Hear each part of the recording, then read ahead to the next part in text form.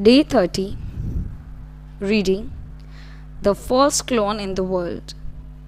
Sanjana was the beautiful daughter of Vishwakarma, the great engineer and an architect of the heavens.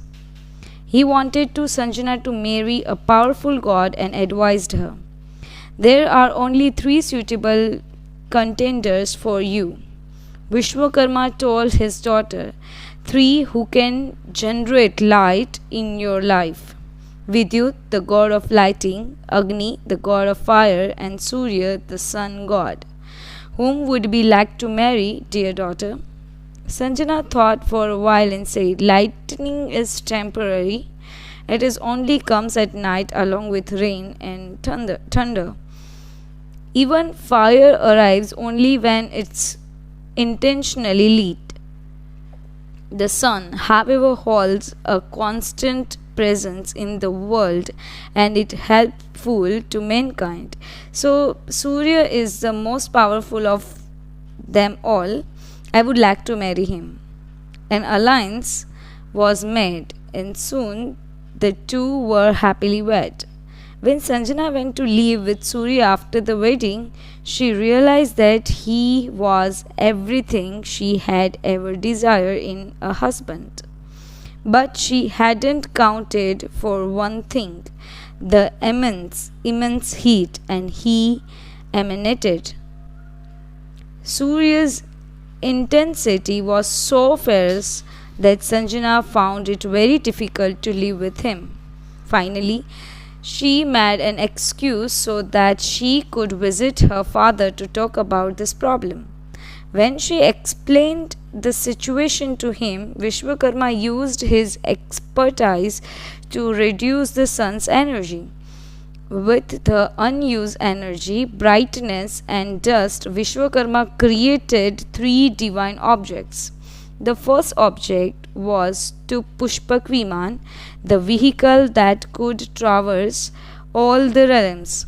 It was given to Kuber, the god of wealth. However, Ravan, the lord of Lanka, snatched it away from Kuber and later used it to kidnap Sita. After Ravan's death, the vehicle was inherited by his brother Vibhishan. The second object was the Trishul or trident for Shiva. The god of destruction would hand over the trident to his wife Parvati when needed, who used the weapon to kill Asurs. The rest of the time, Shiv kept it with himself. Today, the trident is synonymous with Shiv and his presence. The last object was the discus, the Sudarshan Chakra, which was given to Vishnu, the Lord of Preservation. The God of Preservation. The god is almost always represented holding the discus in his hand. Mythology describes the chakra as a weapon that had 108 sharp edges in two rows that move in a circle manner and in opposite direction. It is found across stories in Hindu mythology. Vishnu used it to beheaded Rahu and Ketu, the two asurs, pretending to be gods so that they could obtain the nectar of immortality. It was also used to cut the mountain of Mandar and in order to convert it into a churning rod to be used for the churning of the ocean. The discus was also used by Krishna of the Vishnu's 10 avatars.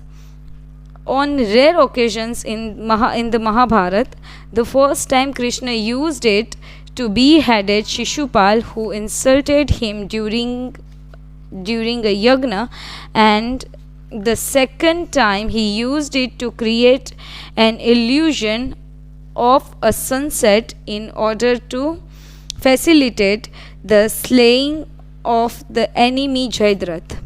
During its last use, Krishna wielded it to display his true form to the warrior Bhishma and to encourage Arjun to fight the great war with his full potential.